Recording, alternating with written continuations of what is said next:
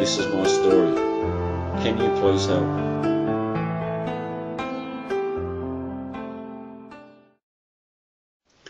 Hi, my name's Darren, and I need to tell you my story because I don't know where to turn to no more or where to go.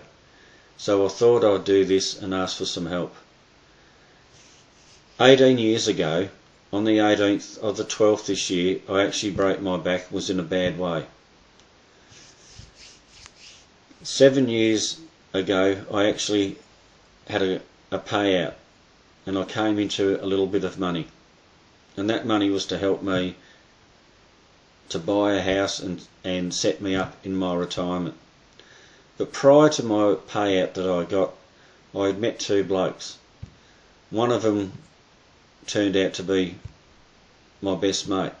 But the first man I'm going to talk about, he belongs to a football organisation, and he's taken advantage of me, and I feel so stupid, gullible, down. He's ripped me off, all those things. And I've asked him for my money back, and he just won't pay it. But in the middle of 2007, we actually went to court, and the judge handed down we had to go to a mediation to resolve this matter. So we did. We actually went to a mediation on the 10th of the 5th, 2007. And this man was to pay me back my $50,000 plus 40% of the profits that were made. And I thought that was great. Now today is the 20th of the 4th, 2012. I have not received not 1 cent. But this document comes from the Department of Justice. A lot of good this justice has done for me. And he's got nowhere else to turn to. So that's why I'm doing this clip. The second man is, well, I thought he was my best mate. And we had a lot of great times together.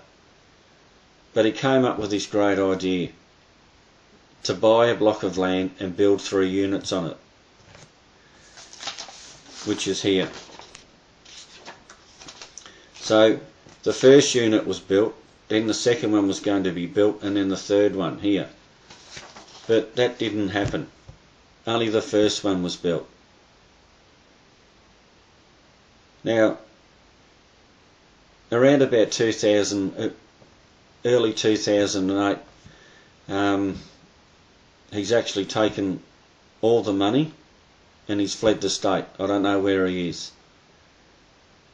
The money that bought the block of land was actually mine. It actually came out of my account, and that's it there. I actually bought the block of land out of my money, and I spent approximately $206,000. Just a little bit over that actually. And he put in $0. But it was a good verbal agreement. So we were to build these 3 units. I was to get my money back, plus interest that I've lost. I would get 60% back of the profits, and he would get 40%. And then we'll try and do something else. And this would help me set up in my retirement as well. But then again, I've been ripped off. Yet again, I just feel so stupid. I'm absolutely angry. I'm very hurt. It's very upsetting, and it's put a lot of strain on my body. And the reason it's put a lot of strain on my body is because I'm also not well, especially over the last 3 years. I've had at least 6 to 7 operations, and I'm probably going back for another one. In late 2008, my fiancée and I actually went to an Elton John concert. And I went to the toilet and I passed blood a couple of times, and I thought I had a bit of a problem, so I went and got checked out. And then the diagnosis was I've got urology problems and a very, very, very enlarged prostate. And then they said to me that I have to catheterise myself at least once to twice a day. Now today I'm doing that at least 2 to 3 times a day, and it's getting worse as the years go on. But then in early 2009 I went in and had a rebore operation to try and help that matter. And also around that time I had my left shoulder reconstruction.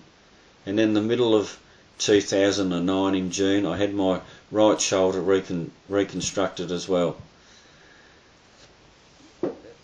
Then in 2010, just before the grand final, at approximately the 20th of September, I had a massive spinal surgery again, with lots of rods and screws put in.